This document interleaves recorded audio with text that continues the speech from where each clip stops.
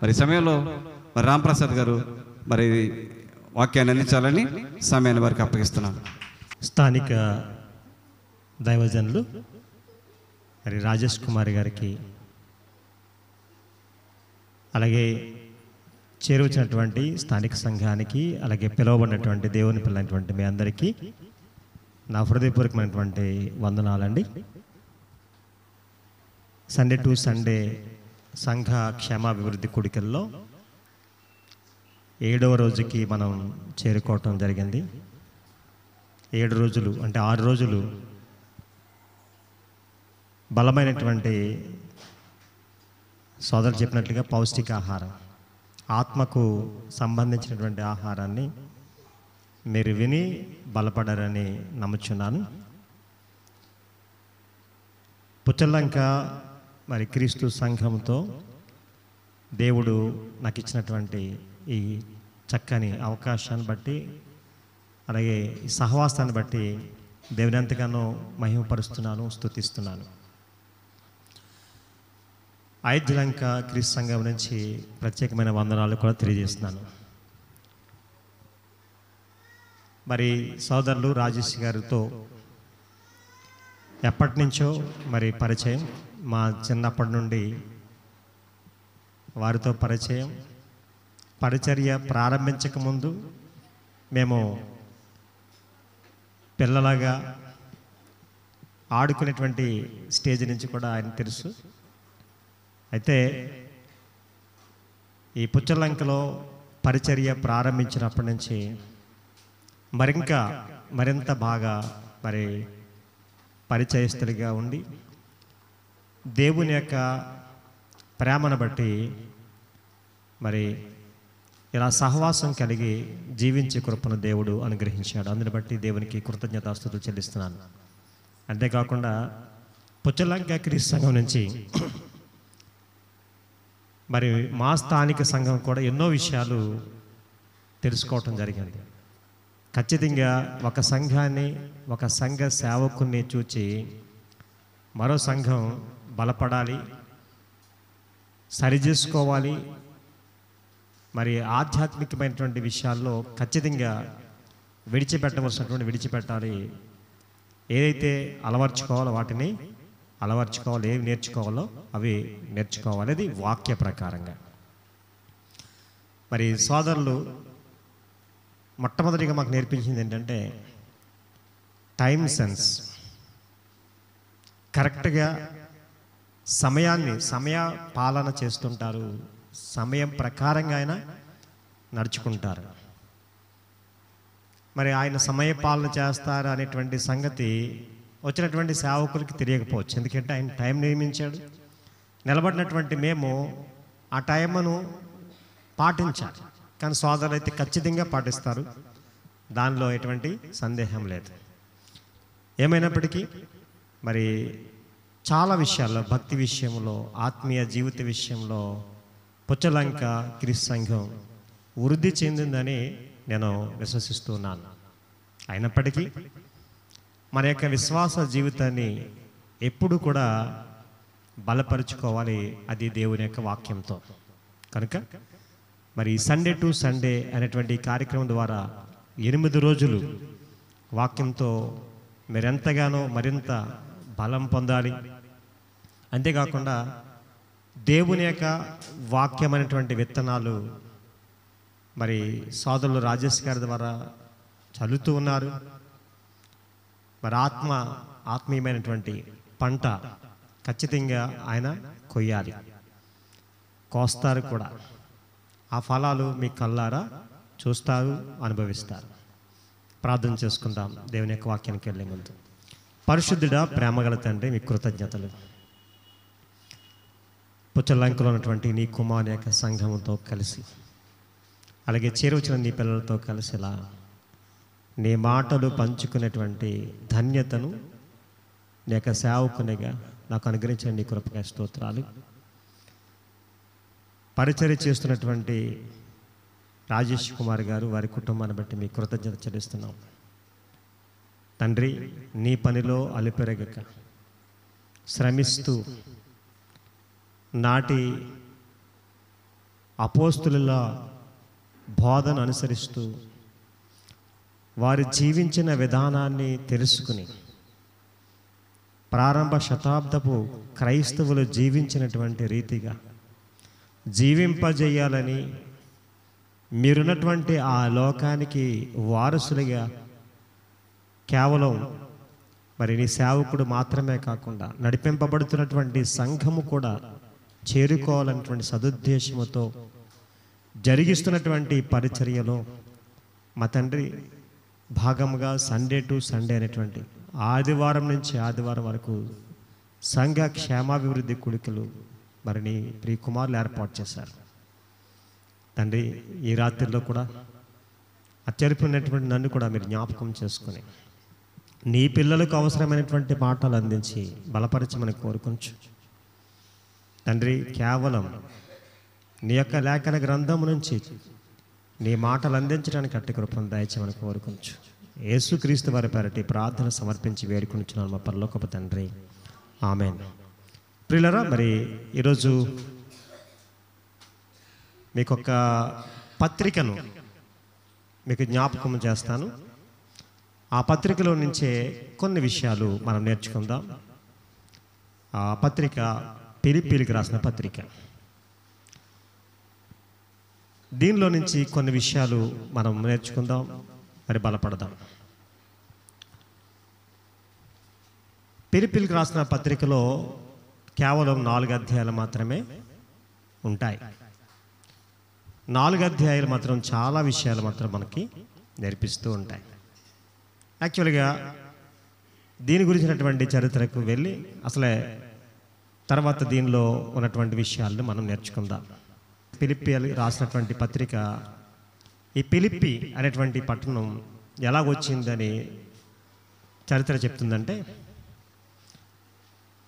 Alexander అనేటువంటి చక్రవర్తి వాళ్ళ తండ్రి గారు సుమారుగా 356 క్రీస్తు పూర్వం ఆయన దండయాత్ర చేసి ఒక ప్రాంతాన్ని స్వాధీనం చేసుకుంటే, ఆ ప్రాంతం పేరైతే నాకు తెలియదు కానీ ఆ ప్రాంతానికి అలెగ్జాండర్ తండ్రి గారు అనేటువంటి ఆయన పేరు ఫిలిప్పు అంట, ఆ ప్రాంతానికి పెట్టాడు. అదే ఫిలిప్పి పట్టణం. అయితే బైబిల్ గ్రంథంలో దీని గురించినటువంటి ఆధారాన్ని మనం ఆలోచన చేస్తే అపోస్తలుల కార్య గ్రంథం 16వ అధ్యాయం, అపోస్తలుల కార్యములు 16వ అధ్యాయం. త్వరగా మనకు ఉన్నటువంటి సమయంలో కొన్ని విషయాలు నేర్చుకుందాం. పౌలు గారు మరి ఆయన యొక్క సువార్త ప్రయాణములో మొదటి ప్రయాణంలో మరి ఆయన తిరిగినటువంటి ప్రాంతం మనం చూస్తే 11, 12 వచనాలు చూద్దామండి. కాబట్టి త్రోయ విడిచి ఓడెక్కి తిన్నగా సముద్ర కేకును మరునాడు నయపోలికిని అక్కడ నుండి ఫిలిప్పికి వచ్చితిమి. మాసిదోనియా దేశముల ఆ ప్రాంతములకు అది ముఖ్య పట్టణమును రోమీయులకు ప్రవాస స్థానమునై ఉన్నది. ఇక్కడ ఒక విషయం మనకు అర్థమవుతుంది ఏంటంటే, అపోస్తలుడైనటువంటి పౌలు గారు సువార్త ప్రయాణముల్లో సువార్త పరిచర్య చేసేటప్పుడు ఆయన ప్రయాణించినటువంటి ఒక పట్టణము, ఇది చాలా ముఖ్య పట్టణం. పౌలు గారు పరిచర్య చేసేటప్పుడు ఆయన చాలా ముఖ్య పట్టణాలకే ఎక్కువ ఆయన వెళ్ళారు. మీరు తెస్సలోనికే కానీ కొరింథీ కానీ ఈ పట్టణాలన్నీ కూడా ప్రవాస ప్రాంతాలు. అంటే చాలా పెద్దవారు, మనకిప్పుడు ముఖ్యమంత్రులు, ప్రధానమంత్రులు, వీళ్ళు పెద్ద పెద్ద మంత్రులు ఎక్కడ ఉంటారు? మెయిన్ సిటీస్లో ఉంటారు. ఆ సిటీస్లో ఆయన అటువంటి సిటీస్ ఏదంటే ఫిలిప్పి పట్టణం. అక్కడ ఆయన సువార్త ప్రకటించారు. ఇంకా ఆలోచన చేస్తే ఈ ఫిలిప్పి పట్టణంలోనే మొట్టమొదట సువార్త ప్రకటించినప్పుడు ప్రథమ ఫలముగా ఎవరిని సంపాదించారంటే లుదియా గారిని. ఎవరండి? లిడియా అంటారు. లుదియా అక్కడ వాక్యం విని మరి ఆమె బాప్తిసం పొందుతుంది. ఆమె కాకుండా ఆమె ఇంటి వారు కూడా బాప్తిసం పొందేటువంటి సందర్భం కేవలం అంత మాత్రమే కాకుండా ఈ ఫిలిప్పి పట్టణంలోనే చితక బాధించుకున్నటువంటి పరిస్థితి కూడా ఉంది. ఎవరు? పౌలు, శీల, వీరిద్దరు కూడా. రెండవ ఫలం ఎవరంటే చెరసాల నాయకుడు, ఆ చెరసాల అధికారి మరి రెండవ ఫలముగా ఈ ఫిలిప్పి పట్టణంలో ఉన్నాడు. అర్థమవుతుందా ప్రియమైన దేవులారా? అంటే ఈ ఫిలిప్పి పట్టణంలో వాక్యం ప్రకటింపబడింది పౌలు గారి ద్వారా. మరి చాలామంది చరిత్రకారులు చెప్పేటువంటి మాట ప్రకారంగా ప్రారంభం అక్కడ ఫిలిప్పి పట్టణంలో ఉన్నటువంటి సంఘ స్థాపన అనేది లుదియా అనేటువంటి వారి యొక్క గృహంలో జరిగిందని అంటూ ఉంటారు. కనుక ఈ ఫిలిప్పి ఈ పట్టణానికి వచ్చి అక్కడ సువార్త పరిచర్య చేసి అక్కడ కొందరిని మరి సంఘముగా ఏర్పరిచి వారిని ఉత్తరము ద్వారా బలపరిచేటువంటిదే, బలపరుస్తూ రాసినటువంటి మాటలే ఫిలిప్పీలకు రాసిన పత్రిక. మీకు అర్థమవుతుందండి? సరే, ఫిలిప్పీ పత్రికను గురించినటువంటి కొన్ని విషయాలు మీకు అర్థమవని అనుకుంటున్నాను.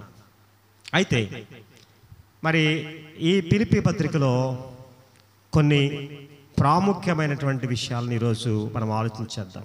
ఎందుకంటే ఫిలిప్పీ సంఘంలో ఉన్నటువంటి మరి ఆ సంఘం నేర్చుకోవాల్సినటువంటి విషయాలు ఉన్నాయి, నడవలసినటువంటి పాఠాలు ఉన్నాయి, అలాగే లోపాలు ఉన్నాయి, సరి చేసుకోవాల్సినటువంటి విషయాలు ఉన్నాయి. ఒక పత్రిక ఒక సంఘానికి వ్రాస్తున్నప్పుడు ఆ సంఘంలో ఉన్నటువంటి వారందరినీ ఉద్దేశించి బలపరచడానికి అపోస్తలుడైన పౌలు ఒక ఉత్తరంగా రాసేవారు. పత్రికలన్నీ కూడా అవే. ఆ పత్రిక చదివించుకుని లేకపోతే చదివి ఎవరి ద్వారా పంపించారో ఆ పత్రికను చదివి సంఘం చాలా బలపడేది. అంతేకాకుండా లోపాలను సరిచేసుకునేది, సక్రమైనటువంటి మార్గములో నడిచేది. ప్రారంభ సంఘం అలాగే చేసింది. ఈరోజు ఉత్తరాలతో పని లేదు, లేకపోతే ఒకరు తీసుకొచ్చి ఒక ఉత్తరం చదివి వినిపించవలసినటువంటి పని లేదు. ఈరోజు దేవుడు ఎంతోమందిని సేవకులను ఏర్పాటు చేసుకున్నాడు. పౌలు గారు సంఘానికి వ్రాసినటువంటి ఉత్తరాలు ఏవైతున్నాయో వాటిని వివరించి ఖచ్చితంగా ఇప్పుడు కూడా మనం ఏం చేస్తున్నాం, సేవకులు ఎవరైతే ఉన్నారో వారి ద్వారా వినిపిస్తూ ఉన్నారు. కనుక సంఘం అనేది బలపడాలి. ఈ మాటల ద్వారా సంఘం బలపడాలి, అది దేవుని యొక్క ఉద్దేశమైనది. కనుక ఇక్కడ కొన్ని విషయాల్ని మనం ఆలోచన చేద్దాం ప్రియమైన దేవులారా. కొన్ని విషయాలు ఈరోజు మనం ఆలోచన చేస్తే ఈ సువార్త విషయంలో పౌలు గారితో పాటు ఎవరైతే సహకరించారో, లేకపోతే పౌలు గారు ఒక సంఘాన్ని మొట్టమొదట వారు చేసినటువంటి పనిని బట్టి అభినందించేటువంటి కార్యక్రమం చేసేవారు. ఇప్పుడు సేవకులు కూడా ఇక్కడ నిలబడి కొన్ని మీరు చేసినటువంటి మంచి పనులను బట్టి అభినందిస్తారు. పౌలు గారు కూడా ఫిలిప్పీలో ఉన్నటువంటి ఆ సంఘాన్ని అభినందిస్తూ కొన్ని విషయాల్లో అభినందిస్తున్నాడు. ఒకసారి ఈరోజు మనం నేర్చుకోవాల్సినటువంటి ఏంటంటే ఈ పత్రిక ద్వారా మనము ఒక సేవకుడు ఆ సంఘంలో ఉన్నటువంటి విశ్వాసిని అభినందించేటువంటి కార్యక్రమం ఏమైనా మనం చేస్తున్నామా అనేది మనం ప్రశ్నగా వేసుకోవాలి. నేను ఈ పని చేయటం ద్వారా ఈరోజు నా సువార్థికుడు గుర్తించాడు, దేవుడు గుర్తించాడు, అలాగే నా సువార్థికుడు గుర్తించాడు అనే ఆలోచన సంఘముగా మనం కలిగి ఉండాలి. ప్రియమైన దేవులారా, అపోస్తలుడైన పౌలు ఫిలిప్పీలో ఉన్నటువంటి సంఘాన్ని అభినందిస్తూ ఒక మాట చెప్తున్నాడు. చూడండి, మొదటి అధ్యాయము, ఫిలిప్పీలకు రాసిన పత్రిక మొదటి అధ్యాయము 3-6 వచనాలు కలిసే ఉన్నవి. ఒకసారి చదవండి. మొదటి దినము నుండి ఇది వరకు సువార్త విషయములో మీరు నాతో పాలివారయుండుట చూచి మీలో ఈ సత్క్రియను ఆరంభించిన వాడు యేసుక్రీస్తు దినం వరకు దాన్ని కొనసాగించనని రూఢిగా నమ్ముచున్నాను అన్నాడండి. ఇక్కడ అంటున్నాడు పౌలు గారు అభినందించేటువంటి విషయం ఏంటంటే, ఆ ఫిలిప్పీలో ఉన్నటువంటి సంఘం అంట పౌలు గారితో పాటు మరి ఆయన సువార్తలో పాలివారై ఉన్నారట. నెంబర్ 1, ఈరోజు మనం తెలుసుకోవాల్సిన విషయం ఏంటంటే, సువార్త విషయంలో ఫిలిప్పీ సంఘము పౌలు గారితో పాటు పాలివారై ఉన్నట్లుగా మనం చూస్తున్నాం. ఈరోజు మనం కూడా స్థానిక సంఘముగా సువార్థికులతో పాటు మనం పాలివారిగా ఉన్నామా? సువార్త విషయంలో పాలివారిగా ఉన్నామా? పాలి భాగస్తులై ఉన్నామా? ఆలోచించేది ప్రేమ దేవులారా. సువార్త అనేది భారముతో కూడినది, అది పని. సువార్త అనేది దేవుని యొక్క మాటలు వినిపించటం. సువార్త ద్వారా ఒక వ్యక్తిని దేవుని చెంతకు నడిపించుటకు ప్రయాసపడడం. దీనిలో చాలా అంశాలు ముడిపడి ఉన్నవి. కనుక సంఘం అంతా కూడా సువార్థికునికి ఎలా ఉండాలి? పాలి భాగస్తులుగా ఉండాలి. కనుక ఈరోజు ఆలోచన చేస్తే సంఘములో సువార్థికుని పని చేస్తుంటే, సువార్థికుని పని అలా చేస్తుంటే అలా చూసే సంఘ విశ్వాసులు ఉన్నారు. చాలా బాధాకరమైన విషయం ఏంటంటే, ఆయన చేసుకుంటాడులే, ఆయన చూసుకుంటాడులే, పర్వాలేదు మా సేవకుడికి ఏమంటే ఆస్తుంది, లేకపోతే ఏదో ఉందిలే, ఆయన సామర్థ్యం కలిగినటువంటి వాడులే, ఇటువంటి ఆలోచన ఈరోజు సువార్తికుని విషయంలో సంఘం అభిప్రాయం కలిగి ఉంది. కాదు, ప్రతి ఒక్కరు కూడా సువార్తికునితో పాలిభాగస్తులు అవ్వాలి, ఆ పనిలో పాలిభాగస్తులు అవ్వాలి. కింద చెప్తున్నాడు చూడండి, ఎలా పాలిభాగస్తులు అయ్యారో ఒకసారి చెప్తున్నాడు. కింద మనం చూద్దాం. చూడండి 7వ వచనం చదవండి. నా బంధకముల యందును నేను సువార్త పక్షమున వాదించుట యందును దాన్ని స్థిరపరచుట యందును మీరందరూ ఈ కృపలో నాతో కూడా పాలువారై ఉన్నారు గనుక నేను మిమ్మను నా హృదయములో ఉంచుకొని ఉన్నాను. ఏమంటే ఇందుచేత మిమ్మల్ని అందరినీ గూర్చి ఇలాగూ భావించుట నాకు ధర్మమే అంటున్నాడంటే, హృదయములో ఉంచుకున్నాడట. ఆలోచించండి ప్రేమ దేవులారా, వీళ్ళు దేనిలో పాలుభాగస్తులు అయ్యారు? దేనిలో పాలుభాగస్తులు అయ్యారట? బంధకములు, నా బంధకములు యందు అన్నాడండి. అంటే పౌలు గారు కష్టాన్ని అనుభవిస్తే ఆ కష్టములో పాలుభాగస్తులు అయ్యారు. మీరు చూశారు కదా, ఫిలిప్పీలకు రాసిన పత్రికకు మూలం అపోస్తల కార్యములు 16వ అధ్యాయం చూసాం కదా. అక్కడ సువార్త ప్రకటించేటప్పుడు పౌలు శీలను చిత్తగబాదారు లేదా? చెరసాల్లో పెట్టారు లేదా? అంటే ఆ పెట్టే సమయంలో కూడా అక్కడ ఉన్నటువంటి స్థానిక సంఘం ఏం చేశారు? వారితో పాటు పాలిభాగస్తులుగా ఉన్నారని మనం గుర్తించాలి. నెక్స్ట్ ఇక్కడ చూస్తే ఇంకొక విషయం చెప్తున్నాడు. రెండోది, దాన్ని స్థిరపరచుట యందును మీరందరూ ఈ కృపలో సువార్త పక్షముగా వాదించుట యందును అనం. చూడండి, సువార్త పక్షముగా వాదించుట యందును అంటే ఒకరు నిలబడితే వెంటనే సంఘమంతా వెనక నిలబడేటువంటి వారు ఉండాలి. నా సేవకుడు చూసుకుంటాడులే, ఆయన మాట్లాడేస్తాడే కాదు. ఏదైనా వాదించడం అంటే ఏంటి?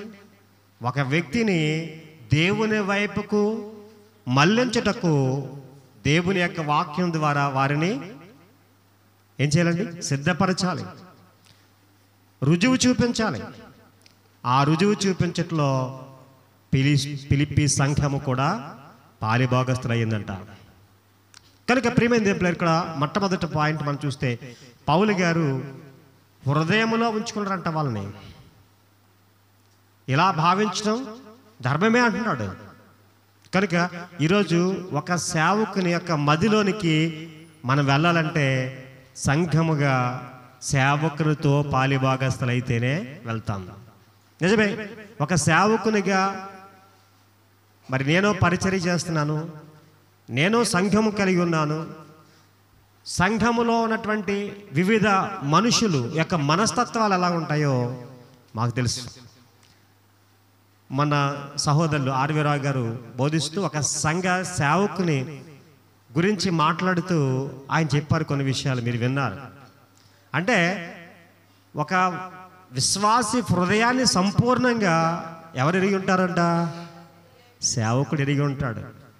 ఒకవేళ ఆయన మందలించాడు లేదా గద్దించాడంటే ఖచ్చితంగా మనము ఆ లోపం కలిగి ఉన్నామనే, అంతేగాని మనం అది విరోధ భావంతో లేకపోతే మీ మీద కక్షతో అని ఎప్పుడు కూడా ఒక సేవకుడు గద్దించినప్పుడు మీరు అలా భావించకూడదు ప్రేమ దేవులారా. ఓకే, మొట్టమొదటి విషయం మనం చూసాం, పౌలు గారితో పాటు సువార్తలో పాలిభాగస్తులుగా ఫిలిప్పీ సంఘం ఉంది.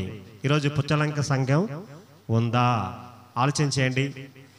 మరి మీరు ఏ పనిలో పాలిభాగస్తులుగా ఉంటున్నారో ఆలోచించేయండి. సువార్త పనిలో మీరందరూ పాలిభాగస్తులుగా ఉండాలని మరి దేవుని యొక్క మాటల ద్వారా మిమ్మల్ని హెచ్చరిస్తూ ఉన్నాను.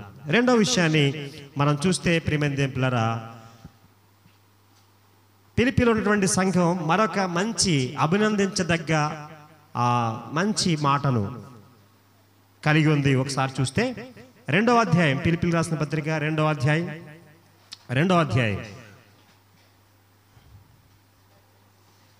16వ వచనం, 14 నుంచి 16 చదువుదాం. మీరు మూర్ఖమైన వక్రజనం మధ్యను నిరపరాధులను నిష్కలంకులను అనింద్యులనైన దేవుని కుమారులన్నట్లు సనుగులను సంశయములను మాని సమస్త కార్యములను చేయుడి అని చెప్పి, అట్టి జనం మధ్యను మీరు జీవవాక్యమును చేతపట్టుకుని లోకమందు జ్యోతుల వలె కనబడుచున్నారు. అందువలన నేను వ్యర్థముగా పరిగెత్తలేదనియు నేను పడిన కష్టం నిష్ప్రయోజనము కాలేదనియు క్రీస్తు దినం నాకు అతిశయ కారణము కలుగును. అంటే ఒక సేవకుడు ప్రయాస పడుతుంటే ప్రయాసలో ఫలితం ఏంటంటే ఆ సంఘం వారి దగ్గర ఏముండాలంటే దేవుని యొక్క వాక్యం ఉండాలి, జీవవాక్యం ఉండాలి. వాక్యము ఏమై ఉంది? వెలుగు. ఏమండి ఏమంటాడు? నీ వాక్యము నా పాదములకు దీపమును నా త్రావకు వెలుగే ఉన్నదంటాడు 119, 105 కీర్తన గ్రంథంలో. కానీ ఇక్కడ మనం ఆలోచిస్తే వాక్యమే దీపము, వెలుగు. ఈరోజు ఎవరైతే సంఘం లేకపోతే విశ్వాసులుగా ఉన్నటువంటి మనము ఎక్కువ వాక్యాన్ని మనం నేర్చుకుంటామో, ఎక్కువ వాక్యాన్ని మనం కలిగి ఉంటామో, ఏమండి వాళ్ళు ఎటువంటి వారంటే దీపాలు, వెలిగించే దీపాలు. ఇక్కడ అంటున్నాడు, ఏమంటున్నాడు? లోకమందు జ్యోతుల వలె కనబడుచున్నారు. జీవవాక్యమును చేతపట్టుకుని లోకమందు జ్యోతుల వలె కనబడుతున్నారు అన్నాడండి. నిజమే, ఈ పుచ్చలంక క్రీస్తు సంఘము కూడా ఈ ప్రాంతం అంతటికి జ్యోతిలా కనిపించాలి, జ్యోతులా కనిపించాలి. అంటే వెలుగు దీపాల్లా ఉండాలండి. అర్థమవుతుందా ప్రియమైన దేవులారా?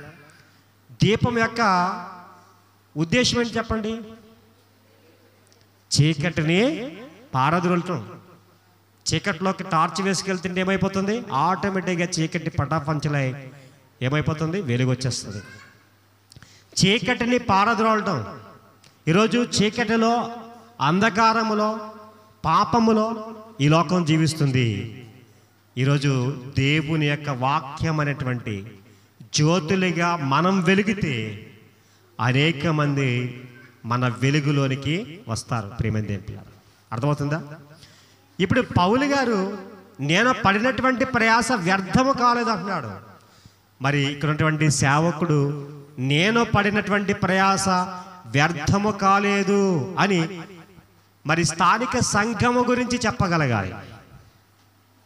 అలా చెప్పగలగాలంటే సంఘం దేనిలో బలంగా ఉండాలి చెప్పండి?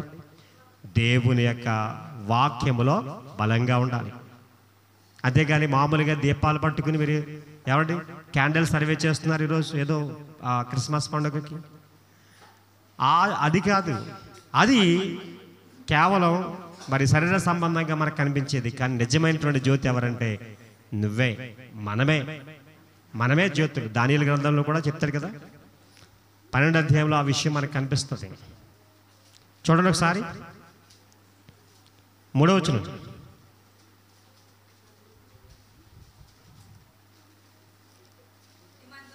బుద్ధిమంతులైతే ఆకాశ మండలములోని జ్యోతులను పోలిన వారై ప్రకాశించెదరు.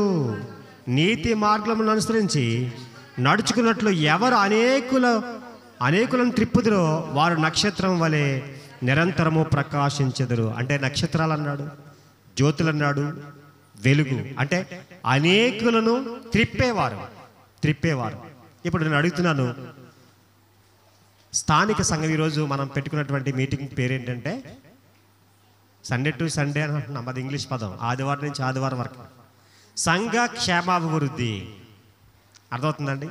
దానిలో వృద్ధి కనిపిస్తుందంటే సంఘము దేనిలో లోపాలు ఉన్నాయో వాటిని సరిచేసుకోవడానికి మీటింగ్స్. రెండోది, సంఘము సంఖ్యలో వృద్ధి కూడా చెందాలి. వృద్ధి చెందడానికి మరి సేవకుని యొక్క పాత్ర కొంచెమే. నేను చాలాసార్లు చెప్తూ ఉంటాను, సేవకుని పాత్ర కొంచెం, మీ పాత్ర ఎక్కువ. ఎలా అంటే ఆయన కాపరి అంటున్నాం కదా, ఏమంటారు? మా సంఘ కాపరి అంటున్నారు. కాపరి ఏం చేస్తాడు? మేత పెట్టడం వరకే. గొర్రెలకు నీళ్లు దగ్గరికి తీసుకెళ్ళాలి, అలాగే మేత ఉన్నటువంటి స్థలానికి తీసుకెళ్ళాలి. ఆయనలో ఎటువంటి లోపం లేదు. ఎందుకో తెలుసా అండి? ఆయన ఎంత మేత కావాలో అంత మేత పెడుతున్నాడు. మేత అంటే మళ్ళీ లోకంగా వెళ్ళిపోకండి. దేవుని యొక్క వాక్యం వారానికి 2 పర్యాయములు బైబిల్ క్లాస్లో వాక్యం చెప్పిస్తున్నారు. అలాగే ఆదివారం ప్రత్యేక రీతిగా మీకు ఆరాధనలో వాక్యం ఉంటుంది.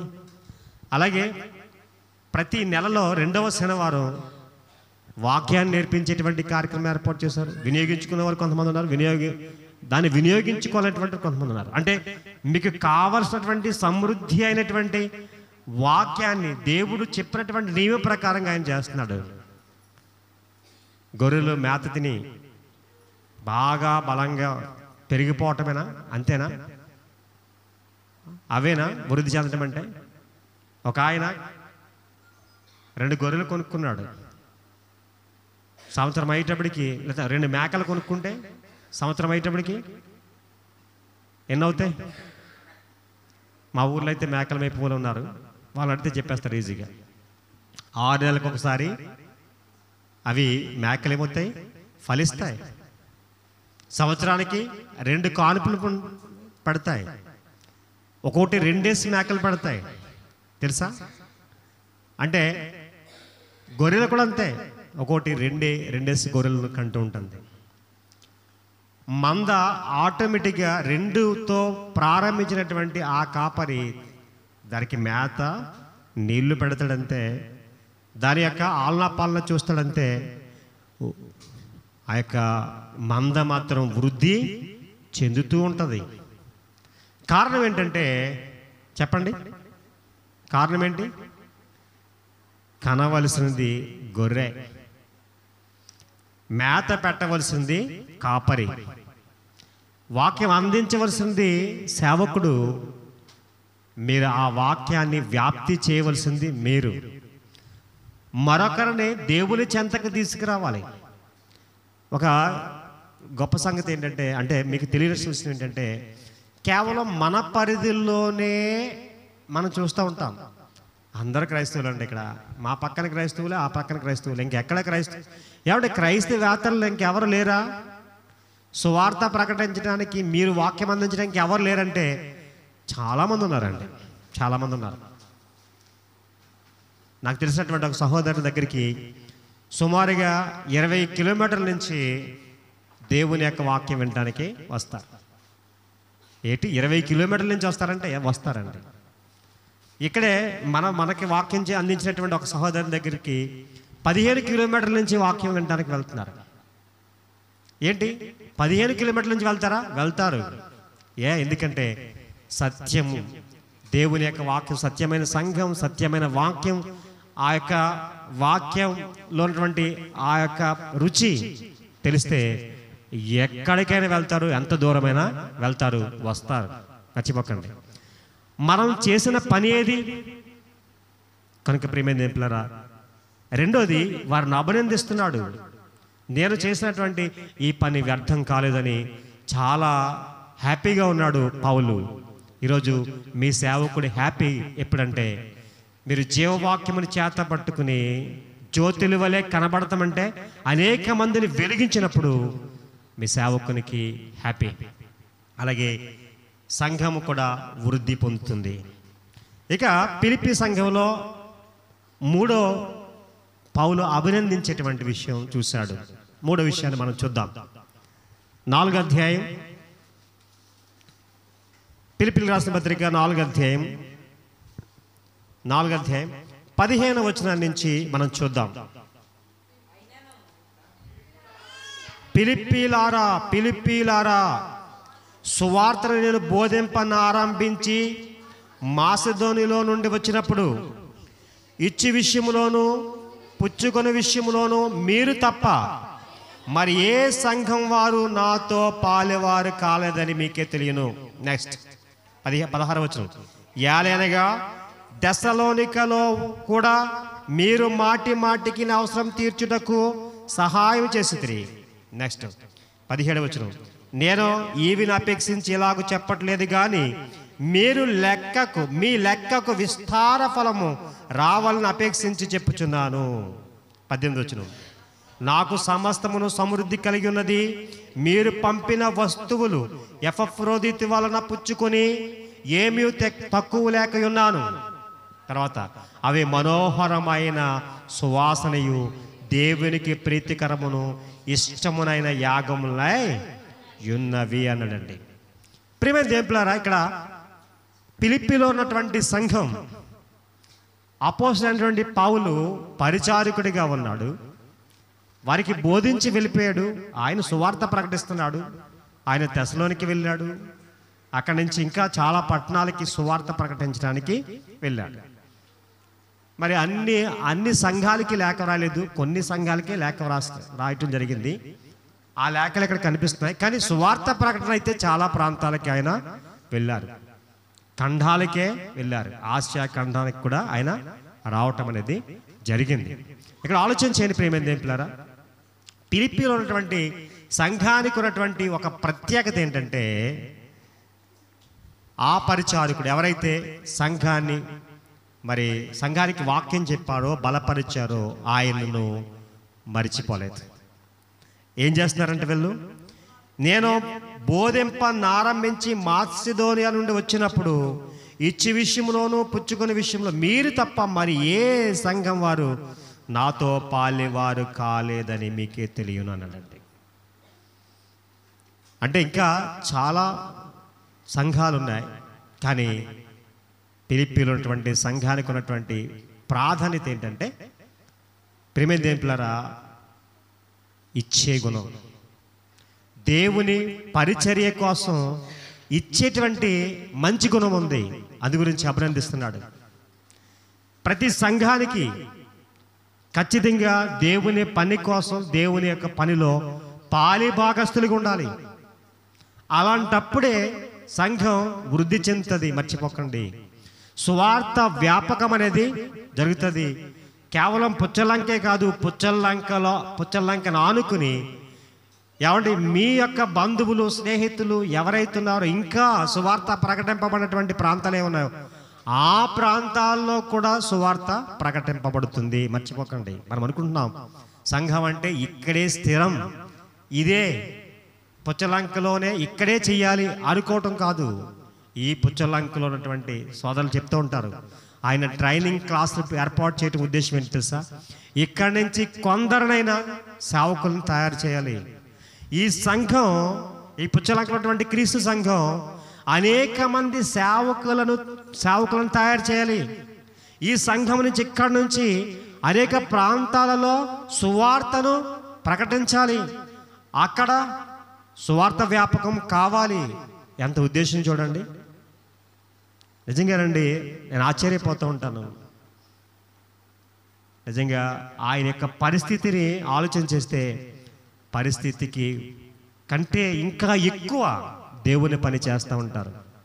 రాజేష్ గారిని ఖచ్చితంగా అభినందించకుండా ఉండలేదు ప్రియమైన పిల్లరా. ఏమండి, కనుక ఇక్కడ అంటున్నాడు, మాటికి అవసరం తీర్చుకొచ్చారటండి. ఎవరు? ఫిలిప్పీలో ఉంటున్న సంఘం. మీరు మళ్ళొకసారి అపోస్తల కార్య గ్రంథం 16వ అధ్యాయంకి వెళ్ళి 12వ వచనం ఒకసారి చదవండి. 16వ అధ్యాయం 12వ వచనం చదవండి. మాసిదోనియా దేశములో ఆ ప్రాంతములకు, ఓకే, ఏది ముఖ్య పట్టణం? ఫిలిప్పి. అంటే మాసిదోనియా దేశం అయితే ఫిలిప్పి ముఖ్య పట్టణం, అంటే కేంద్ర స్థానం. అది ఆలోచించండి ప్రేమ పిల్లలు. అంటే మాసిదోనియాలో సువార్త ప్రకటించారా ఎవరు? పౌలు గారు. నిజంగా ఈ మాసిదోనియాలో ఉన్నటువంటి సంఘం అని చెప్పాడు, కానీ ఈ సంఘం ఏదంటే ఫిలిప్పి సంఘం. వీరి యొక్క పరిస్థితి ఒకసారి చూడండి. వారి గురించి చెప్పడం జరిగింది. కొరింథీయులకు రాసినటువంటి 2వ పత్రిక 8వ అధ్యాయం చూడండి ఒకసారి. కొరింథీయులకు రాసినటువంటి 2వ పత్రిక 8వ అధ్యాయం చూడండి. నేను వచనం చెప్పాను బ్రదర్. కొరింథీయులకు రాసినటువంటి 2వ పత్రిక 8వ అధ్యాయము చదవండి. మొదటి నుంచే చదవండి. సహోదరులారా, మాసిదోనియా సంఘములకు అనుగ్రహింపబడి ఉన్న అన్నట్టు చూడండి. మాసిదోనియా దేశంలో ఉన్నటువంటి సంఘములు ఏముండొచ్చు? ఫిలిప్పి ఉండొచ్చా లేదా? ఎందుకంటే అది దేశము, కేంద్ర స్థానం ఏదంటే ఫిలిప్పి పట్టణం. మాసిదోనియా సంఘములు అనడా అంటే ఫ్లోరెన్స్ ఉపయోగించాడు, అంటే బహువచనం ఉపయోగించాడు. మాసిదోనియా సంఘములకు అనుగ్రహింపబడి ఉన్న దేవుని కృపను గురించి మీకు తెలియజేయుచున్నానన్నాడు. కొరింథీలో ఉన్నటువంటి సంఘానికి ఫిలిప్పి సంఘం గురించి, లేకపోతే మాసిదోనియా అనేటువంటి ఆ సంఘం గురించి పౌలు గారు మరొకసారి తెలియజేస్తున్నాడు. ఎందుకు తెలియజేస్తున్నాడు తెలుసా? ఆలోచించండి. కింద మీకు చదివితే అర్థమవుతుంది చూడండి. అంటే దేవుని కృపను గురించి మీకు తెలియజేయుచున్నాను అంటూ, ఏలయనగా వారు బహుశ్రమల వలన పరీక్షింపబడగా అత్యధికముగా సంతోషించిరి. ఏమండి, శ్రమ పడితే సంతోషించే సంఘం ఏమైనా ఉంటుందా? ఏమండి, శ్రమ పడితే హ్యాపీగా ఉంటారు ఎవరైనా? బహుశ్రమలు అనుభవించి వాళ్ళు సంతోషించారట. నిజమే. ఈరోజు క్రీస్తు ప్రభు అంటే క్రొత్త నిబంధన సంఘం, లేకపోతే క్రైస్తవులు అయినటువంటి మనకి శ్రమలు తథ్యం. బైబిల్ చెప్పింది ఖచ్చితం. శ్రమలు అనేటువంటివి తథ్యం. కానీ శ్రమలో మనం చాలా బలంగా ఉండాలి. అది శోధనని యాకోబు అంటాడు. అసలు అది శోధన అనుకోకూడదంట, అది పరీక్ష అంతే అనుకోవాలి. పరీక్ష అని మీరు ఆనందించని అంటాడు. యాకోబు పత్రికలు అయితే మీరు ఆ పరీక్షని అది ఆనందించని అంటున్నాడు. ఇక్కడేమన్నాడు? వాళ్ళు బహు శ్రమల వలన పరీక్షింపబడగా బహు సంతోషించిరి అంట. ఏది? దేవుని యొక్క వాక్యం ఎరిగినటువంటి సంఘం ఖచ్చితంగా శ్రమ ఏదో పెద్ద భారమని ఎంచుకోవాలి. ఎందుకంటే శ్రమ అనేది ఒక పరీక్ష అని ఖచ్చితంగా మనం గమనించాలి. అయితే ఇక్కడ కింద చదవండి. మరియు వారు నిరుపేదలైనను వారు దాతృత్వం బహుగా విస్తరించెను. ఈ కృప విషయములోను పరిశుద్ధుల కొరకైన పరిచర్యలో పాలు పొందు విషయంలోను మనఃపూర్వకంగా మమ్మను వేడుకొనుచు వారు తమ సామర్థ్యం కొలదియే కాక సామర్థ్యము కంటే ఎక్కువగాను తమంతడు తామే ఇచ్చినని మీకు సాక్ష్యం ఇచ్చుచున్నాను అన్నాడండి. ఇక్కడ మనకి ఏమర్థమైందట? సామర్థ్యం ఉంటే ఎవరైనా ఇస్తారు. సామర్థ్యం ఉంటే ఎవరైనా ఇస్తారు. నిజమే కదండి? సామర్థ్యం ఉంటే ఎవరైనా ఇస్తారు. ఎందుకంటే అది పెద్ద సమస్య ఏమి కాదు. సామర్థ్యము లేకపోయినా ఇస్తామండి. చూడండి ఆ మాట, అంత మంచి మాట. సామర్థ్యము కంటే ఎక్కువగా, తమ సామర్థ్యము కొలదే కాక సామర్థ్యము కంటే ఎక్కువగా తమంతట తామే ఇచ్చారు. ఎవరు వెళ్ళు? ఫిలిప్పీ సంఘం అండి. మాసిదోనులో ఉన్నటువంటి సంఘములు, ఫిలిప్పీ సంఘానికే ఆ దాతృత్వం ఉంది. ఫిలిప్పీ సంఘానికే ఇచ్చిపుచ్చుకునేటువంటి ఆ గుణం ఉంది. ఫిలిప్పీ సంఘానికే ఆ యొక్క దాతృత్వ గుణం ఉంది. వాళ్ళు శ్రమల వల్ల పరీక్షింపబడుచుండగా వాళ్ళు ఏం చేస్తారటండి? ఏం చేశారటండి? వాళ్ళ దాతృత్వం సంతోషించారు, అత్యధికంగా సంతోషించారు. దాతృత్వం బహుగా విస్తరించింది. ఈరోజు దేవుని పిల్లలంటే మనం ఒకసారి ఆలోచించాలి. స్థానిక సంఘముకు ఒకసారి ఆలోచించాలి. మనము దేవుని పని కొరకు అలా ఇవ్వగలుగుతున్నామా? సంఘ క్షేమాభివృద్ధి చెందటం కోసం, లేకపోతే వృద్ధి చెందటం కోసం దేవుని పని కొరకు మనం ఈ యొక్క దాతృత్వం కలిగి ఉన్నామా? ఆలోచించేయండి. కలిగి ఉన్నామా?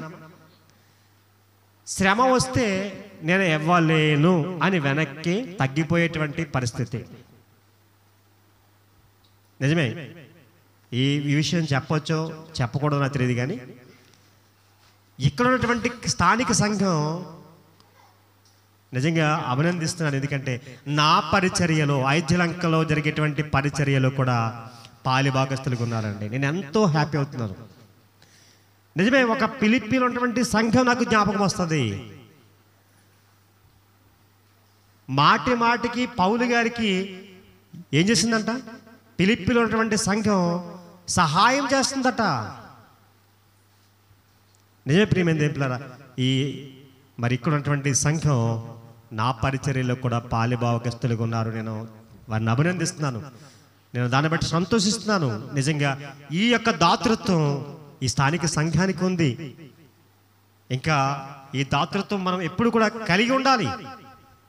అది గురించి పౌలు గారు ఆ సంఘాన్ని అభినందిస్తున్నారు. చూడండి, దీని అంత బాగా చెప్తున్నారు. చూడండి ఒకసారి మళ్ళా కొలెస్ట్రాల్ రాసిన పత్రికలు 4వ అధ్యాయానికి వెళ్ళి మనం చూద్దాం. ప్రియమైన దేవులారా, క్షమించాలి, ఫిలిప్పీలు రాసిన పత్రిక 4వ అధ్యాయంకి వెళ్ళి మనం ఆలోచించేద్దాం.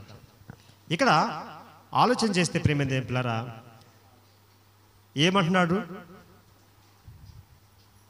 16వ వచనం చదవండి.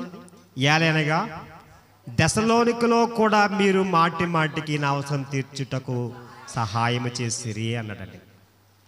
దెసలోనికలో కూడా మాటి మాటికి ఫిలిప్పీలో ఉన్నటువంటి సంఘం అంట సహాయం చేసింది. ఈయన మరో పట్టణానికి సువార్త ప్రకటించడానికి వెళ్తే అక్కడ కూడా ఈ సంఘం దీన్ని ఇలా సహాయం చేస్తే మీరు అనుకోవచ్చు మేము సహాయం చేసేసాము అనుకుంటున్నారేమో, కానీ ఈ సహాయము, మీరు చేసినటువంటి ఈ సహాయము, లేకపోతే ఈ పరిచర్య కోసం మీరు చేసినటువంటి ఈ పని ఆయన వర్ణిస్తున్నాడు. చూడండి ప్రేమ దేవులారా, అవి మనోహరమైన సువాసనయు.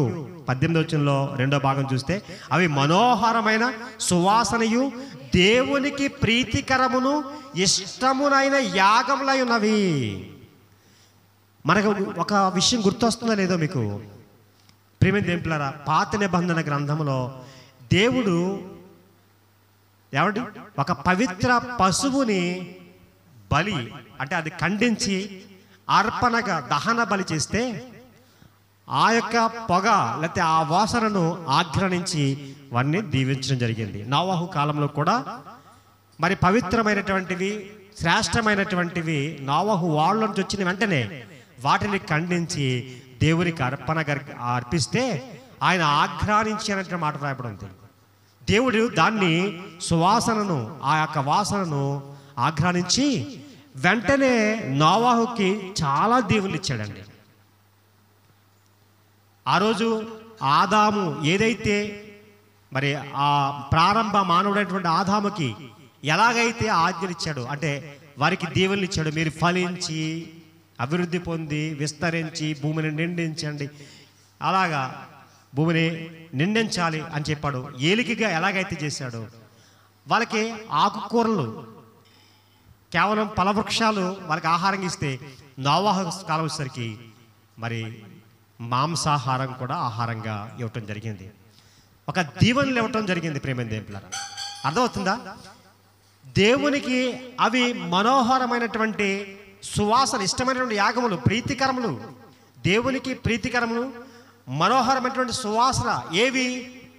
ఆ రోజు వాళ్ళు అర్పించినటువంటి బలి అర్పణ. ఈరోజు దేవుని పిల్లలుగా దేవుని పని కొరకు మీరు ఇస్తున్నటువంటి ప్రతి అర్పణ అది దేవునికి సువాసన, ప్రీతికరం. అంటే ఇష్టమైనవి. మర్చిపోకండి, మనం చేసాములే అనుకోకండి. మీరు చేసినటువంటి ప్రతి పని, ప్రతి పైసా అనుకోండి, అది దేవునికి ఇష్టమైనటువంటి ఏంటంటే అవి యాగములు అన్నాడండి. యాగం అంటే అవి బలులు. ఈరోజు మీరు అర్పించే ప్రతి, మీరు దేవుని పని కొరకు మీరు చేసేటువంటి ప్రతి పని అవ్వడచ్చు, అది వస్తు రూపంలో అవ్వడచ్చు, అది ధన రూపంలో అవ్వడచ్చు, అది దేవునికి ఇష్టమైనది ఏదైనా ఉందంటే అది మర్చిపోకండి. కనుక మరి యేసుక్రీస్తు వారు కూడా ఆ కానుకలు పట్టే సమయంలో ఆ పెట్టె దగ్గర ఉన్నాడు. లోకసువార్త 21 అధ్యాయంలో మొదటి వచనం చూస్తే అంటాడు, చాలామంది వారికి ఉన్నటువంటి ధన సమృద్ధిలో నుంచి వేశారట. ఒక పేద విధవరాలు 2 కాసులు వేసిందట, తన జీవనం అంతయు వేసిందని చెప్పడం జరిగింది. అసలు కింద ఆ సందర్భం గురించి ఏమీ వాడలేదండి, నేను చదివాను. ఒకవేళ ఆ విషయాన్ని చెప్పి దాని గురించి ఏమైనా చెప్తారేమనుకున్నాను, చెప్పలేదు. యేసుక్రీస్తు వారు లోకసువార్త 21 అధ్యాయంలో ఇక మిగిలినటువంటి విషయం చెప్పలేదు. అంటే ఇలా చెయ్యాలి మీరు అనేసి ఏమీ చెప్పలేదు, కానీ అలా చెయ్యాలనేటువంటి ఉద్దేశం యేసుప్రభు వారు కలిగి ఉన్నారు. అంటే దేవుని పని కోసం మన జీవనాన్ని ఇవ్వాలి. ఓకే అండి. కనుక ప్రియమైన దేవుని ఇక్కడ మనం ఆలోచన చేసాం. మూడో విషయం, ఇచ్చే విషయంలో ఫిలిప్పీలో ఉన్నటువంటి సంఘం ఏమండి ఎలా ఉంది? దాతృత్వం కలిగి ఉంది. ఇచ్చే సామర్థ్యం లేకపోయినా కానీ దేవునికి ఇవ్వటానికి సంసిద్ధంగా ఉంది. ఇప్పుడు మనం ఆలోచించేద్దాం, మనం ఆ రీతిగా ఉన్నామా, ఎలా ఉన్నామో ఒకసారి ఆలోచించేద్దాం. 3 విషయాలు అభినందించాడు ఎవరు? పౌలు. ఒకటి, సువార్త పనిలో పాలివారిగా ఉండటాన్ని బట్టి అభినందించాడు. రెండోది, దేవుని యొక్క వాక్యం సంపూర్ణముగా నేర్చుకున్నటువంటి దాన్ని బట్టి అభినందించాడు. మూడోది ఏంటండి? దేవునికి ఇచ్చే విషయంలో చక్కని దాతృత్వం గుణము కలిగినటువంటి సంఘముగా ఉండటం, ఫిలిప్పీ సంఘం కలిగి ఉండటం, దాన్ని బట్టి అభినందించాడండి. ప్రియమైన దేవుని పిల్లారా, ఈరోజు మనం ఎలాగున్నామో ఆలోచించేద్దాం. ఇక అభినందించిన తర్వాత లోపాలు కూడా చెప్పాడు. కేవలం అభినందించడమే కాదు, ఫిలిప్పీ సంఘంలో కూడా కొన్ని లోపాలు ఉన్నాయి. ఆ లోపాలు కూడా ఒకసారి త్వరగా మనం ఆలోచించేద్దాం. 1వ అధ్యాయం 17 వచనం చూడండి. ఫిలిప్పీయులకు రాసిన పత్రిక 1వ అధ్యాయం 15 వచనం. కొందరు అసూయ చేతను కలహ బుద్ధి చేతను మరి కొందరు మంచి బుద్ధి చేతను క్రీస్తును ప్రకటిస్తున్నారు. ఎలా ఉన్నారండి? అసూయ, కలహ బుద్ధి. ఏమండి? ఖచ్చితంగా కొందరు మంచోళ్ళు ఉంటారు, కొందరు చెడ్డవారు ఉంటారు. ఇక్కడ ఈ ప్రాంతంలో కూడా ఉండొచ్చు, ఆ రోజు ఫిలిప్పీలో కూడా ఉన్నారు, మన మధ్య కూడా ఉండొచ్చు, సంఘంలో ఉండొచ్చు, లేకపోతే సంఘ పరిధిలో కూడా ఉండొచ్చు. కనుక ఇక్కడ పౌలు గారు అంటున్నాడు ఏంటంటే, కొందరు మంచి బుద్ధి చేతను క్రీస్తుని ప్రకటించారు. వారైతే నా బంధకములతో కూడా నా శ్రమ తోడు చేయవాలని తలంచుకుని శుద్ధ మనసుతో కాక కక్షతో క్రీస్తుని ప్రకటించున్నారు అన్నాడు. కక్షతో, శుద్ధ మనసుతో కాకుండా కక్షతో కూడా క్రీస్తుని ప్రకటిస్తున్నారట. అసూయ ఉందట, కలహ బుద్ధి ఉందట, కక్ష కూడా ఉందట. ఎవరు ఏమైనప్పటికీ పౌలు గారు ఏమన్నాడు? వీరైతే నేను సువార్త పక్షంగా వాదించుటకు నియమబడి ఉన్నారని ఎరిగి ప్రేమతో ప్రకటించుచున్నారు. ఎవరు? దేవుని చేత ఏర్పరచబడినటువంటి వారు, ఫిలిప్పీలో ఉన్నటువంటి పరిశుద్ధులు. ఇంకా కొందరు ఉన్నారు, క్రీస్తు సువార్తను ప్రకటించేవారు ఉన్నారు. వీళ్ళు ఎలా ప్రకటిస్తున్నారట? వీరైతే నేను సువార్త పక్షంగా వాదించుటకు నింపబడి ఉన్నానని ఎరిగి ప్రేమతో ప్రకటించుచున్నారు, కొంత విరోధ బుద్ధితో ప్రకటిస్తున్నారు. ప్రియమైన దేవులారా, కనుక అసూయ, కలహ బుద్ధి, ఏమండి ఇంకేంటి, కక్ష, ఇవి ఎక్కడ ఉన్నవే వాటికి దూరంగా ఉండాలి. పౌలు గారు అదే విషయం చెప్తున్నాడు. తర్వాత ఇంకొక చూడండి, ఇంకా కొన్ని విషయాలు మనం చూద్దాం. 2వ అధ్యాయము 21వ వచనం చూడండి. లోపాలు చూడండి. అందరూ తమ సొంత కార్యములు చూచుకుంటున్నారట అండి. యేసుక్రీస్తు వారి కార్యములు చూడట్లేదట. ఇవి కూడా ఉన్నారు, అంతే కదండి. అందరూ అన్నాడండి. ఎవరి కార్యాలు చూడాలి? యేసుక్రీస్తు వారి కార్యాలు చూడాలి. కానీ అందరూ కూడా తమ సొంత కార్యములే చూసుకున్నారు, సొంత పనులు చూసుకుంటున్నారు. ఏమంటే పుచ్చలంకలో ఉన్న సంఘం అయితే అలా చేసుకోవట్లేదు, అలా చూసుకోవట్లేదు అనుకుంటున్నాను నేను. ఎందుకంటే మీరు యేసుక్రీస్తు వారి కార్యములు చూస్తున్నారు. ఎందుకంటే మిమ్మల్ని అభినందిస్తాను. ఎందుకంటే సెలవు దినాలండి. మీ పిల్లలతో ఎక్కడికి అమ్మమ్మ వాళ్ళ ఇంటికో టూర్ వేయచ్చు. కానీ మీ సువార్థికుడు చెప్పినటువంటి మాటకు లోబడి 8 దినములు మీరు సిద్ధపడిపోయి చూస్తారా? నిజంగా మీరు మీ సొంత కార్యాలు కాదు, దేవుని కార్యాలు చూస్తున్నారని దీన్ని బట్టి నాకు అర్థమవుతుంది. ఒకవేళ ఎవరైనా సొంత కార్యాలు చూసుకున్నటువంటి వారు ఉండొచ్చు, కానీ యేసుక్రీస్తు వారి కార్యాలు చూడాలట. లోపమా కాదండి? సొంత కార్యాలు చూసుకోవటం లోపమా కాదా? ఇంకో లోపం చెప్తారు చూడండి. 3వ అధ్యాయము 2వ వచనం. కుక్కల విషయమే జాగ్రత్తగా ఉండుడి, దుష్టులైన పనివారి విషయమే జాగ్రత్తగా ఉండుడి. దుష్టులైనటువంటి పనివారు కూడా పిలిపిలో ఉండొచ్చు. మన మధ్య కూడా దుష్టులైనటువంటి పనివారు ఉండొచ్చు.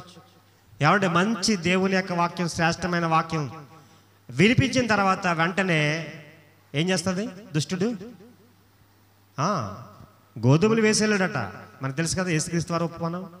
వెంటనే తర్వాత వచ్చి గురుగులు కూడా దానిలో జల్లేసాడట. అంటే గోధుమలేంటి?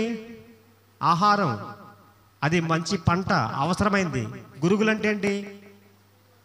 తుప్పు మొక్కలు. అంటే ఏంటవి? తుప్ప మొక్కలు, కలుపు మొక్కలు. అర్థమవుతుందండి? అంటే దుష్టుడు చేసే పని ఏం చేస్తా అంటే మరి పండే పంటను అంటే దాన్ని వ్యర్థపరచాలని ప్రయత్నం చేస్తూ ఉంటాడు. సువార్త ద్వారా సంఘం వ్యాప్తి చెందాలని దేవుడు ఆశిస్తుంటే వెంటనే వచ్చి దుష్టుడు పని చేస్తూ ఉంటాడు, ఏదో ఆటంకం చూపిస్తూ ఉంటాడు. సంఘములో మనకి ఆటంకం చూపిస్తూ ఉంటాడు. తెలుసా అండి? నిజంగా ఇవన్నీ మేము చూసాం, అనుభవించామండి. ప్రేమ దేవులారా, చెప్పమంటారా ఒక ఉదాహరణ? సంఘంలో ఒక నూతన విశ్వాసి వచ్చింది. ఆ రోజే దేవుని చెంతకు వచ్చింది. ఇంతలో ఆమె పాపం కూర్చో అక్కడ కూర్చుంది. ఈ కలహ బుద్ధి, అసూయ, కక్షలు ఇటువంటి ఉన్నటువంటి వారి పక్కన కూర్చుంది. వీరు మాట్లాడుకునేటువంటి మాటలు, వీరి ప్రవర్తన అంతా చూసింది. మరలా వారి నుంచి రావటం మానేసింది. మీకు అర్థమైందా ప్రియమైన దేవులారా? ఇటువంటి సిచ్యువేషన్స్ సంఘంలో జరుగుతూ ఉంటాయండి. నెమ్మదిగా మరొక మరి అసత్యము ఆల్రెడీ మన ప్రక్కన ఉంటుంది, మర్చిపోకండి. సత్యం ఉంటుంది, అసత్యం ఉంటుంది. వెళ్ళిపోవడానికి చాలా ఈజీ అసత్యం, అర్థమవుతుందండి? సత్యమే కష్టం, సత్యంలో నిలబడటమే కష్టం. అసత్యం చాలా ఈజీగా ఉంటుంది. బైబిల్లో యేసుప్రభువు చెప్తారు కదా, ఇరుకు ద్వారము ఉంది, విశాల ద్వారం ఉంది. ఇరుకు ద్వారమును ఎంతమంది ఉంటారు? ప్రవేశిస్తారు. ఏమంటే చాలామంది పోరాడతారటండి, పోరాడతారంటండి, పోరాటం. మరి విశాల ద్వారం చాలా ఈజీ కదా. కనుక ఈరోజు చాలా ఈజీ వే ఉంది, అలాగే కష్టమైనటువంటి మార్గం కూడా ఉంది. ఈరోజు ఎవరైనా మరి సత్యము గురించి లేకపోతే వాక్యం గురించి వచ్చినప్పుడు వెంటనే దుష్టుడు పని చేస్తూ ఉంటాడు. వెంటనే మన నుంచి వెళ్ళిపోతారు. మనకు తెలియదు. మనం ఏం చేస్తామంటే ఒక ఆత్మను ఏం చేస్తామంటే నరకానికి మనమే పంపించినటువంటి వారం అవుతాం. కనుక ఒక విషయం సంఘానికి తెలియాలి ఏంటంటే, ఒక క్రొత్త వ్యక్తి దేవుని యొక్క వాక్యానికి వెంటనికి వస్తే వారి అట్లా ప్రేమ చూపేటువంటి వారు ఉండాలండి. వారిని మీరు చేర్చుకుని మీ ప్రేమను చూపించాలి. అంతేకాకుండా వారికి ప్రోత్సాహం ఇవ్వాలి మీరు. అలాంటప్పుడే సంఘం వృద్ధి చెందుతుంది. ప్రేమ దేవులారా, నెక్స్ట్ ఇంకొక వచనం కూడా చూపిస్తాను చూడండి. 3:18, 3:18 వచనం. పిలుపులు రాసిన పత్రిక 3:18 వచనం. అనేకులు క్రీస్తు సిలువకు శత్రువులుగా నడుచుకొనుచున్నారు అన్నాడండి. లోపం. క్రీస్తు సిలువకు శత్రువులుగా నడుచుకుంటారట. అంటే క్రీస్తు సిలువకు శత్రువుగా నడుచుకుంటామండి. ఎవరైనా నన్ను వెంబడిస్తే ఏమన్నాడండి యేసుక్రీస్తు వారు? తన సిలువను ఎత్తుకుని నన్ను వెంబడించాలి. సిలువ అంటే ఏంటి? శ్రమ. శ్రమ అండి. మెడలో వేసుకున్నంత సులువేమి కాదు క్రైస్తవం అంటే. సిలువను మెడలో చైన్ రూపంలో ధరించుకున్నంత సులువేమి కాదు. ఎంత కష్టమైన భారమైన దేవుణ్ణి వెంబడించాము అంటే, ఒకసారి దేవుని వైపుకి తిరిగామంటే మరలా వెనక్కి తిరగకూడదు. నాగటి మీద చేయి వేసి వెనక్కి చూడకూడదట. అర్థమవుతుందా ప్రియమైన దేవులారా? అంటే ఈరోజు సిలువకు శత్రువులుగా ఉన్నారు కొంతమంది. శత్రువులు ఉండమంటే శ్రమ అనుభవించడానికి ఇష్టం పట్టలేదు. పౌలు గారు అయితే అలా కాదండి. ఆయన అంటాడు, ఆయన ఇంటెన్షన్ ఒకటే. నేను సమయం అవుతుంది కాబట్టి మీకు ఒక విషయాన్ని చెప్తున్నాను. పౌలు గారు ఈ విషయాలన్నీ చెప్పడానికి ఒక్కటే కారణం. ఈరోజు ఆ విషయాన్ని చెప్పి నేను ముగిస్తాను ప్రియమైన దేవులారా. ఒకసారి చూడండి, మనం చదువుకున్నటువంటి వాక్య పఠనం పిలుపులు రాసిన పత్రిక 3:10-11 కలిసి ఉన్నాయి కదా అండి.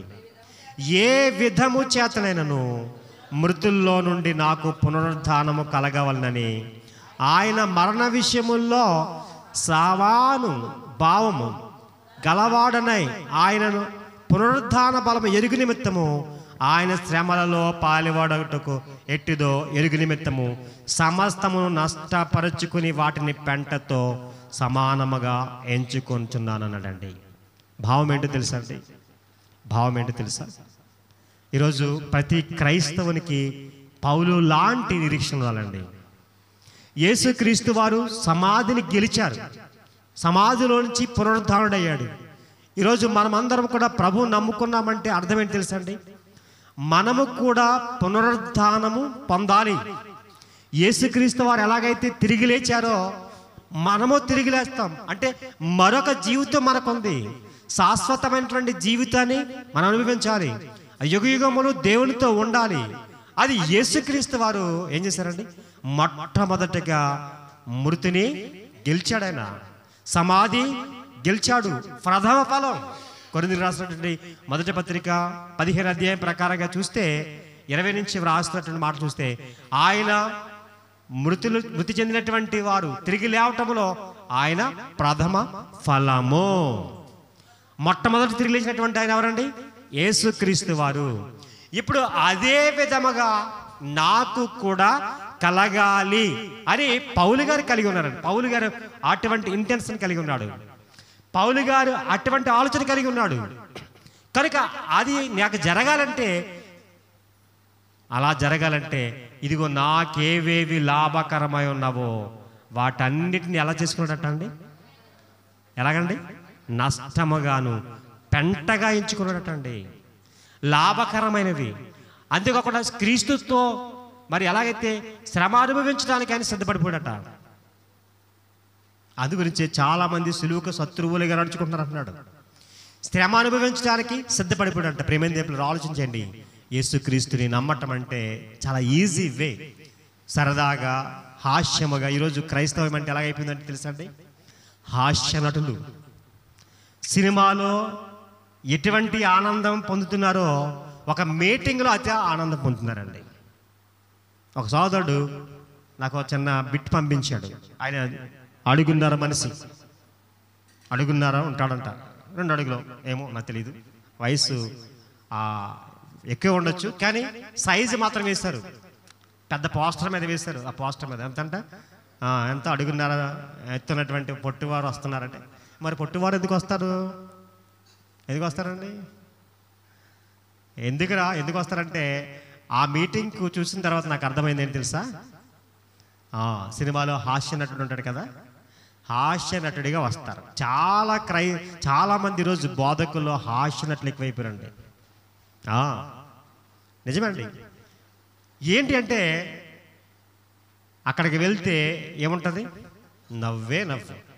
యూట్యూబ్లో కూడా మీరు నవ్వును ఆపుకోలేరు అని రాస్తాడండి. అంటే వెంటనే ఆ ఛానల్ చూస్తారేమని ఆడి బాధ అది. ఏంటండి, సబ్స్క్రైబ్ పెరిగిపోవాలి, వ్యూస్ ఎక్కువ పెరిగిపోవాలి ఆయన ఆశ. ప్రియమైన దేవునిరా, పౌలు గారి యొక్క ఇంటెన్షన్ అంతా ఆలోచన ఏంటి తెలుసండి?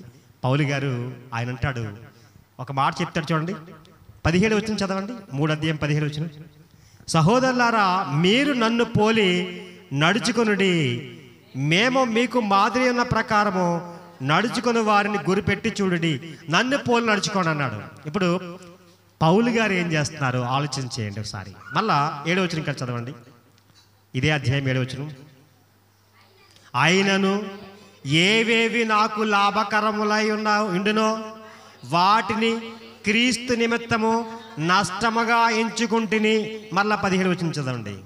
సహోదరులారా, మీరు నన్ను పోలి నడుచుకునుడి. అంటే పౌలు గారిని పోలి మనం నడుచుకోవాలంటే మనకి ఏవేవి లాభకరమై ఉన్నావో క్రీస్తు నిమిత్తము వాటిని నష్టముగా ఎంచుకొనుడి అన్నాడండి. అవసరమైతే మా విశ్వాస జీవితాన్ని విడిచిపెట్టేస్తాం, కానీ క్రీస్తు నిమిత్తం మేము నష్టం పరుచుకోలేం అని కరాఖండిగా చెప్పారు. చెప్తారా? నిత్య జీవానికి వారసుటకు నేనేం చెయ్యాలి అని ఒక ఆయన వచ్చి యేసు ప్రభు వారి ఎదుట మోకాళ్ళుని అడిగాడు. యేసు ప్రభు వారు ఏం చెప్పారు? ధర్మశాస్త్రం ఏం చెప్తుందయ్యా? నువ్వు వాటిని పాటించు. అయ్యా, నేను బాల్యము నుండి కూడా వాటిని పాటిస్తూనే ఉన్నాను అన్నాడండి. అప్పుడు యేసుక్రీస్తు వారు ఏమన్నారు? సార్ చూడండి, మార్కు సువార్త, ముగించేస్తున్నాను, టైం అయిపోయింది. ఈ మాట చూసి ముగించేస్తాను, క్షమించాలి.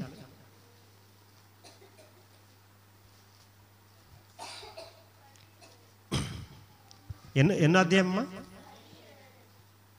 మార్కు సువార్తేనా? చదవండి.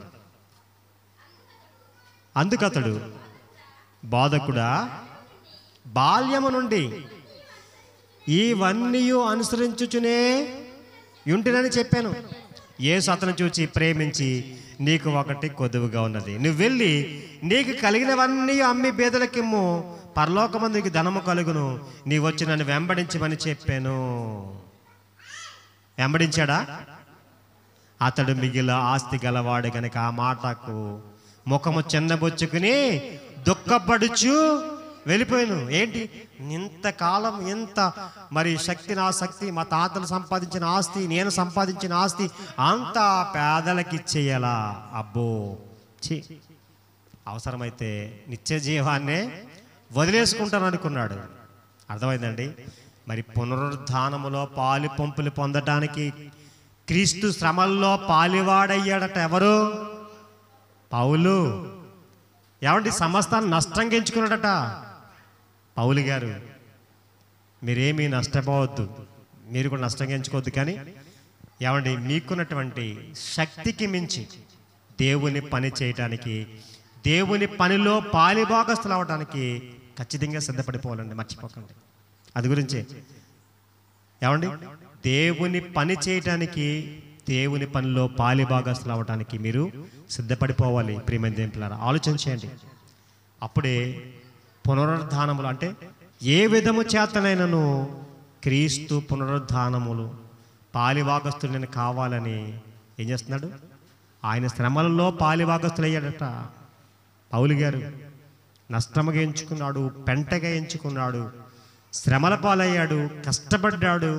మీరు ఇంటికి వెళ్ళిన తర్వాత మీరు అనేకసార్లు చదివి ఉంటారు, కొరింథీయులకు రాసినటువంటి 2వ పత్రిక 11వ అధ్యాయం 22 నుంచి మీరు చదివితే ఆయన పడినటువంటి కష్టాలు అంతా ఇంత కాదు. ఇప్పుడున్నటువంటి క్రైస్తవులు ఎవ్వరు కూడా అటువంటి కష్టాలు అనుభవించేటువంటి పరిస్థితి కూడా లేదు, అంత శ్రమ అనుభవించే పరిస్థితి కూడా లేదు. అయినను దేవుడు మనల్ని ప్రేమించాడు. ఇప్పుడు ఉన్నటువంటి పరిస్థితులు అప్పుడున్నటువంటి పరిస్థితులకి భిన్నంగా ఉన్నాయి. మీకు సమీపంగానే మీకు దేవుని యొక్క వాక్యం వచ్చేసింది. ఆ రోజు అలాంటి పరిస్థితులు లేవు. దేవుని యొక్క వాక్యం వినేటువంటి అవకాశం మీకు వచ్చింది. వినియోగించుకోండి, దేవునిలో బలపడండి. ఫిలిప్పీ సంఘానికి ఉన్నటువంటి మరి అభినందించేటువంటి విషయాలు మీరు చేయండి. లోపాలను సరి చేసుకోండి. మనకున్నటువంటిది ఒకటే, ఏంటంటే నిత్య జీవానికి వారసులు అవ్వాలి, పునరుద్ధానం పొందాలి, మృతుల్లో నుంచి తిరిగి మనమందరం కూడా లేవాలి. ఇదే ఆలోచనతో మనం క్రైస్తవులుగా మరి చేయబడ్డాం. మరి క్రైస్తవులుగా ఉన్నటువంటి మనము నిత్య జీవానికి వారసులు అవుదాం. ప్రభువు యొక్క పునరుద్ధానం ఎలాగైతే పొందాడో మనం కూడా తిరిగి లేచే వారిలో మనం ఉందాం. అటువంటి కృపధన్యత దేవుడు మీకు అనుగ్రహించునుగాక. ఈ మాటల ద్వారా మరి బలపడ్డారని నమ్మచ్చు. మరి నా మాటలు ముగిస్తున్నాను. ఇట్టి అవకాశం నాకు ఇచ్చినటువంటి సహోదరులు రాజేష్ గారికి నా యొక్క ప్రత్యేకమైన వందనాలు తెలియజేస్తూ ఈ మాటలు ముగిస్తున్నాను. God bless you.